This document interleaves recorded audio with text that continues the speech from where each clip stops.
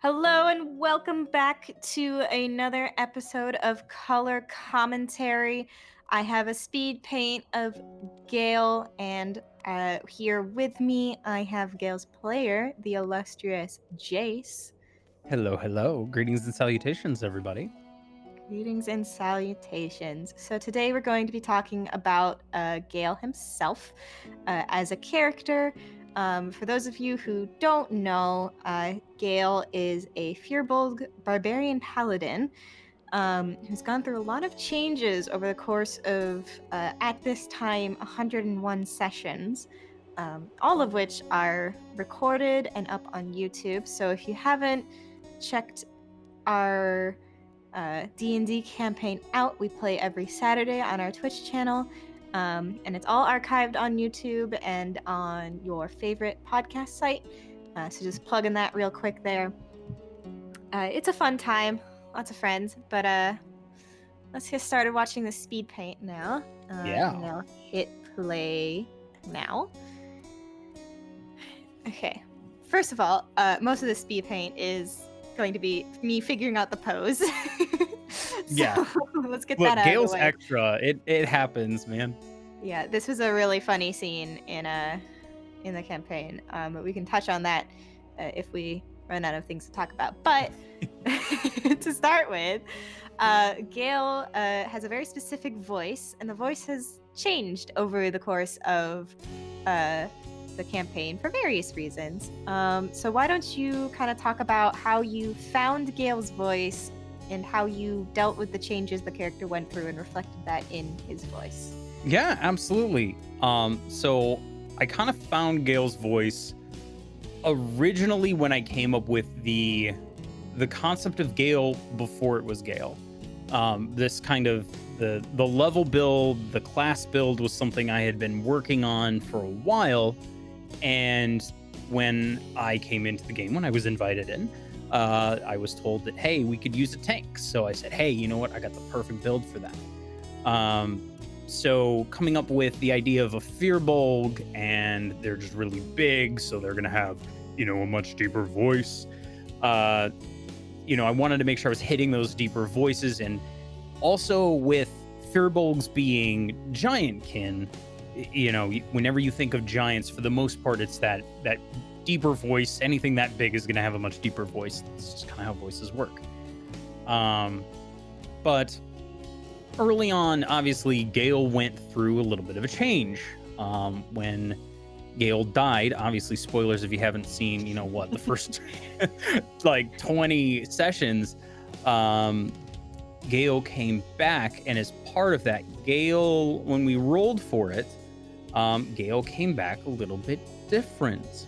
What was rolled on the table was Gail came back essentially, I guess gender neutral would be in a very more androgynous. Yeah, androgynous. Yeah, is more the correct term. I was trying to think because it isn't his gender identity didn't change, but physically his physical sex changed. So obviously the hormones changed a little bit. His voice came back just a couple octaves higher. But what I wanted to do, and kind of the big change, is in a character moment for Gail. When you first meet Gail, Gail has a very neutral accent, very neutral, and it part had to do with, Gail had been exploring the wilds, had been just adventuring the world for a very long time. Not being on his home continent, his accent stuck out very, very, very strongly. And being an 8-foot tall being of any type, he was already standing out he was standing out a lot. So he let his accent go. He taught himself to speak without his kind of native accent, which obviously, as it's been explained in the game, his first language is giant. It's not common like it is for a lot of characters. So I decided when he came back, because Gail spent so much time and kind of had this realization of, man, like, I just got to be me. If, I'm fated to be alive, I just got to be me. And I need to quit hiding certain parts of myself and just be me.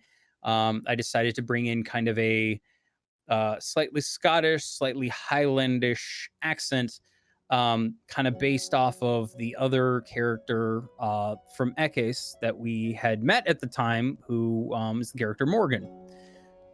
So I decided definitely like a little bit Scottish, like I said, a little bit Scottish, a little bit Highlander, uh, maybe a little bit well, Welsh, just kind of a little bit of everything because again, it is it, It's fantasy. he's yeah, it's fantasy and it's realistically I don't know specifically what giant would sound like, but in my head that's kind of what like giant converted to common would sound like.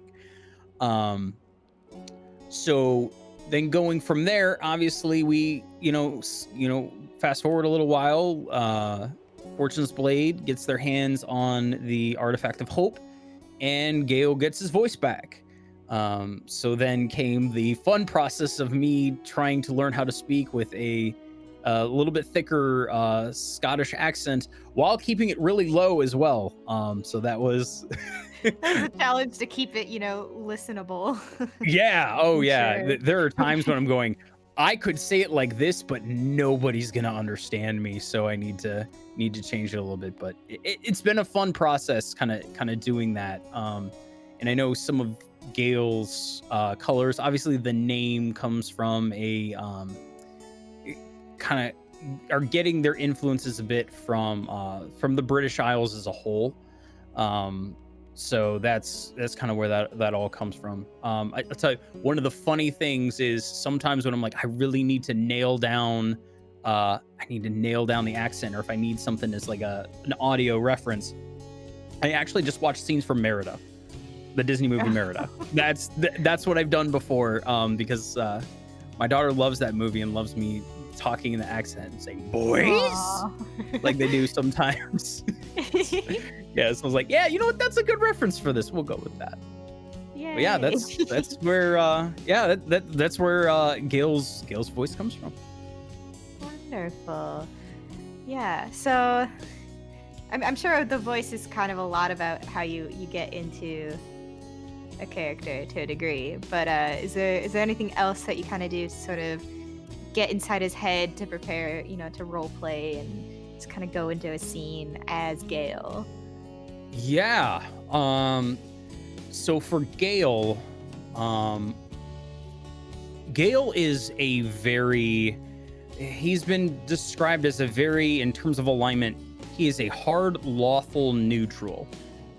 Meaning that, in terms of good or bad, he's not really that concerned with how society views it. He's concerned based off of his own morals, the things that he learned from his mother, the things he learned from Irith, and the things that he's learned along the way. What those are the things that matter to him. Defending the light, defending goodness and happiness in the world. That's all he really cares about. So it's this mindset of I have to change the way that I personally think. I usually when I have characters, or when I'm playing a game or something like that, I try to think very I try to use tactics as much as I can. I try and be very calculated with what I'm doing and try and be very balanced.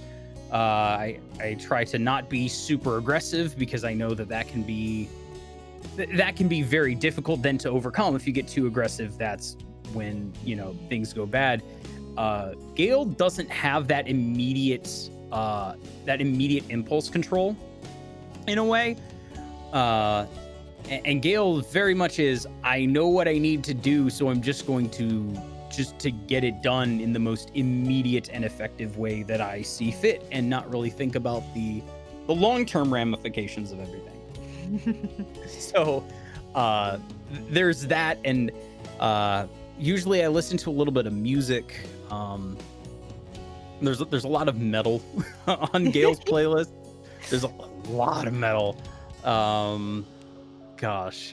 Everything from Amon Amarth to I know there's some Nightwish on there because of the Last of the yes. Wilds, I think, is on your playlist. Yeah. The Last of the Wilds from Nightwish is definitely a song in my head. Gail's mom taught him a song similar to that. And I like the lyric version of it too. It's something that helped kind of inspire the Gale character. Um, yeah, there's a lot of stuff like that. There's also I've got some Lacuna Coil on there.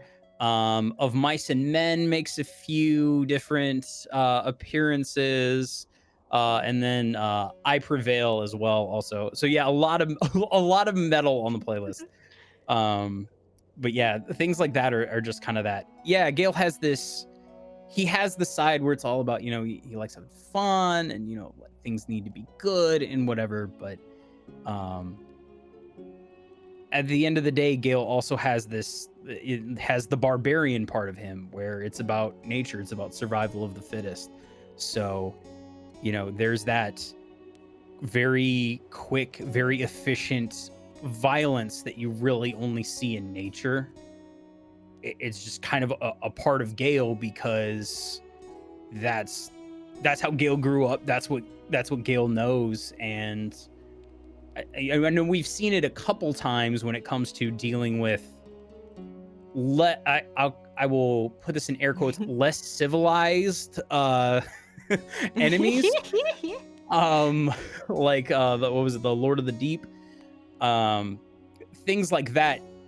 Gale more than anybody else in the party can understand those because that's just nature. That's just survival of the fittest. And Gale understands that on a very base level. And that's just where Gale operates at. So I have to turn off the part of my brain where I'm going, yes, this is probably really dumb. And if this works out, you're gonna be in a really bad spot and go, yeah, no, Gale would just do this because Gale's going, okay, I can just accomplish this. Um, and Gale's just gonna try because it's like, well, if I don't try, somebody's gonna die. And I think that's now that I'm talking that out, I think that's probably the other thing too. Gale has this insanely stupid level of confidence in himself and kind of in fate at the same time. Um, Yeah. yeah, he and I don't know where that came from, other than I think it developed along with the game and Pharasma coming into play, and a lot of those keys, because those weren't originally part of anything. Realistically, Gale had no idea who Pharasma was before Pharasma kind of showed up as a as a part of Oz, the cleric of Pharasma, and Blue Cloak showing up and saying, "Hey, Pharasma's very interested in this group, specifically you, big guy," and him going, "Oh, so a god is interested in me. Oh, this is the goddess of fate. Fate's a thing that I genuinely believe in, and it's a big part of my life. Okay, cool. We'll roll with this." Um, it makes role playing it really interestingly because the original kind of whole concept I had for Gale has changed so much. And Gale is very much a product of the game and the roles that have been had and the universe that Connor has put forth, and the decisions of, fellow players. So it's really cool because to me, it all feels super organic. And I like that. I like not having, oh yeah, I knew, all this stuff, hey, the next level up, oh yeah, I know what it's going to be, or, oh, I know, like, they're going to take this change. It's a lot of split second in the moment decisions, which honestly in my mind makes role play all that much better. Yeah. It's always really cool to see how a character develops over the campaign, because you come in with a concept, but you're never really sure where it'll end up. And like, especially the first few sessions that a character is in can change so much, but they can also change so much, after 100 sessions. Though Gale's been in more like 80, because I think he came in around like 20 or something. Yeah, I think it was 12, if I'm remembering correctly. I think it was 12, actually. Yeah, so like 90. Almost exactly 90 sessions for Gale. Yeah. Well, I mean, if you want the biggest example of a character changing immediately, if people have watched that for those first couple sessions, Gale originally, one of his main kits is Gale was going to have a large shield and carry a one-handed weapon. Yeah. Yeah, that was a big thing for Gale, as Gale was more of a had developed this kind of, going along with a lot of different parties over the time. Gale had figured out, "Okay, I'm going to use a shield because I'm big and I can carry a bigger shield and I can defend more people. I can help people this way." And And then that we first refuse to fight be defended. exactly. The first fight went so wrong. Gale actually, and it's a little tidbit if people want to go back and listen to this. Gale specifically, after that first fight went so bad, Gale specifically tied the shield to his bag, like tied it to the bag, never Yeah, to be used again. He I has remember never that. picked up that shield. Yeah. He's like, nope, this is not working. This is not how this is gonna go. Clearly, I at least need to stay with this group for a little while, and they're not gonna let me do this. So I need to run at the enemy as big as I can and just fuck them up as bad as I can. And that was the start of the full on charging barbarian known as Gale. Yeah, it usually works out. It has worked out very well so far. Except for the part where, he died, but Well, yeah, it's yeah. fine. Like I always say, that was Gale at low level, and Gale at a Oh, low yeah. level, not not super powerful, but But we now, stack more on here. Gale comes online at a harder level, and even Connor has admitted, boy's getting really hard to kill. it's getting real hard to kill. Hmm. Uh, well, that'll be it for this color commentary. We've reached the end of the speed paint. I think we've had a really nice discussion. So, Jace, thank you for joining me with this. No problem. Thank you for having me on. Yeah. And thank you, watcher slash listener, for hanging out for this, 15, 20 minutes. Hope you enjoyed the ride. If you liked this, please check out our other videos on our YouTube. Like and subscribe. Consider following us on our Twitch and our Twitter at Dicefunctional with an underscore at the end, or twitch.tv/Dicefunctional. And we'll see you next time.